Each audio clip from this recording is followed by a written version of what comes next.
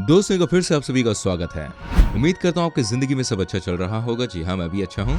दोस्तों, लाइफ में हम सभी को हर दिन ही एग्जाम देना होता है, हर दिन चुनौती होती है, हर दिन ही आपको सर्वाइवल के लिए मेहनत करनी होती है। लेकिन आज जो मैं आपको दिखाने जा रहा हूँ उसे आपने आज से पहले कभी नहीं देखा होगा।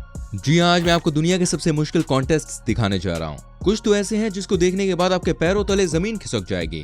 दोस्तों, आपसे एक ही रिक्वेस्ट है, इस वीडियो को भाई एंड तक देखिएगा बिना स्किप किए। वीडियो को लाइक कर दीजिए, चैनल सब्सक्राइब करके बेल आइकन प्रेस कर दीजिएगा। आइए शुरू करते हैं आज का ये धांसू एपिसोड। Number 1, toe wrestling. वही सबसे पहले हम आपको एक ऐसे खेल के बारे में बताने जा रहे हैं जिसके बारे में हमारे देश में बहुत सारे लोगों को शायद नहीं पता होगा। इसका नाम है टो रेसलिंग।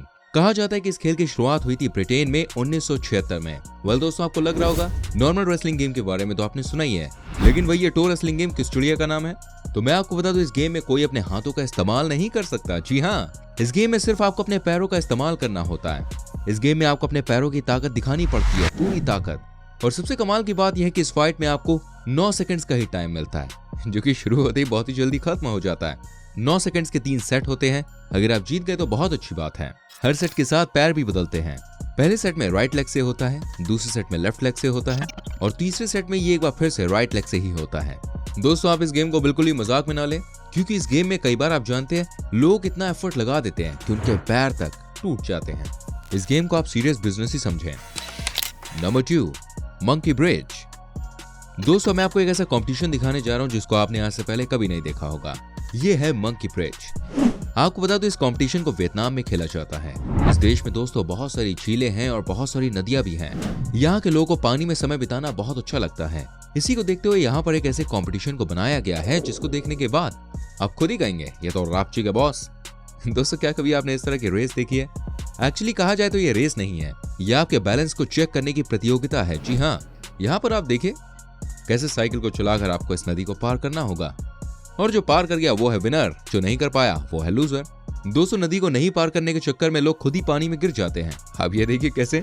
जी हाँ, नीचे कीचड़ है और आपको बदले में उसी में भाई लौटना पड़ेगा। वैसे दोस्तों, इस कंपटीशन को देखकर एक बात तो समझ में आ गई कि अगर आपके पास टैलेंट है और आप कर सकते हैं बॉडी का बैलेंस, तो यस, आप चैंपियन बन सकते हैं। नहीं तो फिर आप कीचड़ में लौटने के लिए तैयार हो जाओ। वैसे क्या आप खेलना चाहेंगे इस तरह के गेम को? बताइए जरा कमेंट करके और इस वीडियो को देखते रहिए। Number 3, wild animal race. Well दोस्तों, कोई नई बात नहीं है कि जंगली जानवरों की रेस बहुत फेमस होती है। हम सभी इस बात को जानते हैं। कहते हैं इन रेसेस में लोग बहुत पैसे लगाते हैं। लेकिन दोस्तों, आज मैं आपको कुछ ऐसी नई रेस दिखाने जा रहा हूं जिसको देखने के बाद आपको बहुत अजीब लगने वाला है। क्या आपने कभी ऑस्ट्रिच रेस के बारे में सुना है? अगर नहीं सुना तो आज मैं आपको बता दूं, इसकी भी रेस होती है ऑस्ट्रिच, जो कि बहुत तेज भागती है। कम से कम 60 किलोमीटर पर आवर की रफ्तार से भागती है। लेकिन दोस्तों, आपको बता दूं, इनके ऊपर भी इंसान बैठकर आराम से रेस करते हैं। जी हाँ, आप ये देखिए यहाँ का नजारा। कहते हैं भाई, इस रेस में सबसे मुश्किल काम अगर कुछ है तो वो है कोई भी इंसान इनके ऊपर बैठकर बैलेंस कैसे बनाता है। ये करना देखिए वाकई में बहुत ही मुश्किल काम है। और साथ ही कई बार ये ऑस्ट्रिचेस बहुत ही तेज स्पीड से भागती हैं, या कभी कभी ऐसा होता है बिल्कुल भी नहीं भागती। लेकिन इस रेस का नियम है कि जो ऑस्ट्रिच पर बैठकर एक मार्क से दूसरे मार्क तक पहुंच जाता है वो होता है विनर। साथ ही दोस्तों, आपको बता दूं, ज़ेब्रा को भी कई बार इस तरह की रेस में शामिल किया जाता है। कहते हैं इस रेस में कई लोग हजारों रुपए लगाते हैं। एंड सबसे ज्यादा यार ये रेस देखने को मिलती है यूरोप के देशों में। यह वाकई में बहुत पॉपुलर है। इंसान को जानवरों के ऊपर बैठकर रेस करना बिल्कुल भी इजी नहीं होता है, इसलिए जीतने वालों को लाखों में प्राइज मनी दी जाती है। साथ ही आपको बता दूं, इस रेस में किसी भी जानवर को परेशान नहीं किया जाता है। Number 4, death race. वेल दोस्तों, मैं आपको दिखाता हूँ एक और ऐसा कंपटीशन जिसको देखने के बाद आपके होश उड़ जाएंगे। ये दुनिया की सबसे मुश्किल रेस है, या इसे प्रतियोगिता भी कहते तो गलत नहीं होगा। आपको बता दूं, डेथ रेस में 36 से 72 घंटे तक पार्टिसिपेंट्स को हो सकता है भाई लगातार चलना पड़े। जी हाँ, ये कंपटीशन अमेरिका के वर्मोंट स्टेट में खेला जाता है। दोस्तों, आप जानते हैं इस प्रतियोगिता को दुनिया की सबसे मुश्किल प्रतियोगिता क्यों कही जाती है? क्योंकि इस कंपटीशन में किसी को 1 मिनट का भी सांस लेने का समय नहीं दिया जाता। कहते हैं इस प्रतियोगिता में पार्टिसिपेंट को ये तक पता नहीं चलता कि भाई आगे क्या होने वाला है। जी हाँ, कुछ भी कहा जा सकता है आपसे करने के लिए। आपको क्रॉल करना पड़ता है, आपको घास खाकर रात बितानी होती है। कहा जाता है ये बहुत ही खतरनाक होता है, क्योंकि इस रेस में आपको रात में जंगलों से गुजरना पड़ता है। वही साफ बता दूं, इस रेस में वही लोग भाग ले सकते हैं, वही लोग पार्टिसिपेट कर सकते हैं जो कि सबसे बड़े लेवल के हिम्मती आदमी होते हैं। साथ ही दोस्तों, ये भी कहा जाता है कि इस रेस में किसी को कुछ नहीं पता होता कि उनके संग आगे क्या होने वाला है। हो सकता है आपको नदी पार करनी पड़े, हो सकता है आपको जंगलों में आग से गुजरना पड़े, आपको इस रेस में वजन भी उठाना पड़ता है। जी हाँ दोस्तों, यही वजह है कि इस रेस को दुनिया की सबसे खतरनाक रेसेस में से माना जाता है। इस रेस में हिस्सा वही लेते हैं जो कि बहुत ही ज्यादा हिम्मत वाले होते हैं। इसमें विनिंग अमाउंट बहुत ज्यादा होता है। वाकई में सैल्यूट है ऐसे लोगों को जो इस रेस में हिस्सा लेते हैं। क्या आप इस तरह की किसी रेस में हिस्सा लेना चाहेंगे? जरा कमेंट करके बताएं। Number 5, fireball match competition. दोस्तों मैं आपको दिखाता हूँ फायरबॉल मैच कंपटीशन। आपने नॉर्मल फुटबॉल मैचेस तो भाई बहुत सारे देखे होंगे, लेकिन अब जो मैं आपको दिखाने जा रहा हूँ आपको यकीनन हैरान कर देगा ये। जी हाँ, ये है फायर फुटबॉल। ये इंडोनेशिया का दोस्तों ट्रेडिशन है। कहा जाता है कि इस मुकाबले को देखने के लिए हजारों की संख्या में लोग आते हैं। आप समझिए, आग के साथ यहाँ के लोग खेलते हैं। आपको लग रहा होगा यार अगर आग के साथ खेलते हैं, यकीन है इनके पास कोई ना कोई प्रोटेक्शन तो होती होगी। लेकिन दोस्तों यही है सबसे चौंकाने वाली बात, यहाँ पर किसी भी तरह का कोई प्रोटेक्शन नहीं है। आप ये देखिए कैसे यहाँ पर फुटबॉल खेली जा रही है, क्या बात है। साथ ही दोस्तों आपको बता दूं, इस गेम में 6 खिलाड़ी एक टीम में हिस्सा लेते हैं। कहते हैं कि ये बॉल नारियल से बनी होती है, इसे बाद में आग लगाकर खेला जाता है और कहा जाता है कि जो भी खिलाड़ी इस गेम में हिस्सा लेता है वो बड़े हिम्मती होते हैं। लेकिन सबसे ज्यादा चौंकाने वाली बात यह कि इस गेम में कोई भी इंजर्ड नहीं होता। वाकई में ये किसी के लिए भी चौंकाने वाली बात है। कहते हैं ये लोग बिल्कुल भी पेन फील नहीं करते, इसीलिए कहा जाता है कि इस तरह के मैचेस वही लोग खेल सकते हैं जो कि निडर खिलाड़ी होते हैं। वैसे आप इस तरह के खेल खेलने की कोशिश मत कीजिएगा, वरना खेल खेल में आग लग सकती है। याद रखिए इस खेल को वही खेलते हैं जो इसमें एक्सपर्ट होते हैं, ठीक है।